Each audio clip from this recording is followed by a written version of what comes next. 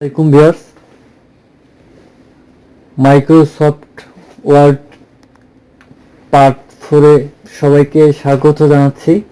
তো ভিউয়ার্স, আপনারা দেখতে পাচ্ছেন আমি পূর্ব থেকে একটা ফাইল ওপেন করে রাখছি। তো আজকে আমি আপনাদের দেখাবো যে তিনটা ফাংশন, ফাইন্ড, রিপ্লেস আর সিলেক্ট। তো ফাইন্ডে ক্লিক করলাম, করার পর এখানে আপনারা দেখতে পাচ্ছেন যে ফাইন্ড হোয়াট, মানে আপনি কি খুঁজছেন। তো ধরেন যে আমি এখানে যদি WE লিখে যদি এখানে রিডিং হাইলাইট করার পর রিডিং হাইলাইট হলে ক্লিক করি, তাহলে এখানে আপনারা দেখতে পাচ্ছেন যে প্যাসেজটিতে যতগুলা উই আছে সবগুলা দেখাবে যে কোথায় কোথায় উই আছে। আচ্ছা, তারপর আসেন রিপ্লেস, অর্থাৎ এটা রিপ্লেসের জায়গায় এখন উই আছে, এখন ধরে যে আমি উই এর জায়গায় আই দিব। এটা কেন করবেন? অনেক সময় দেখা গেল যে আপনি ভুল করে লিখছেন, এখন দেখা গেল যে আই এর জায়গায় আপনি উই দিছেন সবগুলোতে। এখন কি করবেন?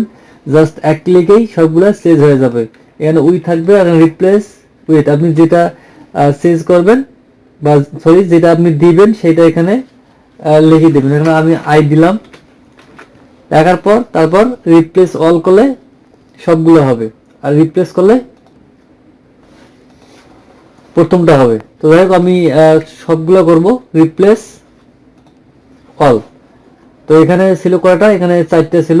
আবার দেখতে পাচ্ছেন যে সবগুলা উইয়ের জায়গায় আই হয়ে গেছে। আচ্ছা, তারপর ডান দিকে আসি, এখানে গো টু এখানে পেজ তো একটাই আছে। এখন কন্ট্রোল ইন্টার দিয়ে আমি কয়েকটা পেজ নিলাম যে কিভাবে বুঝবো। এখানে এই যে পেজ 5টা নিচে আমি অলরেডি। তো এখন রিপ্লেসে গিয়ে এখানে যদি গো-টুতে গিয়ে পেজে গিয়ে যদি আমি এখানে 3 লিখে 3 লিখলাম, তারপর গো-টুতে ক্লিক করবেন, আপনাকে অটোমেটিক 3 নম্বর পেজে নিয়ে যাবে। তো আরেকটা আছে এখানে সিলেক্ট,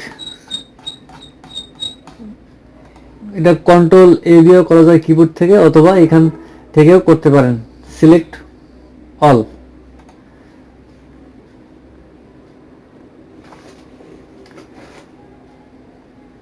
তো ভিউয়ার্স, আপনি যদি এই চ্যানেলে নতুন হয়ে থাকেন তাহলে চ্যানেলটিকে অবশ্যই সাবস্ক্রাইব করবেন।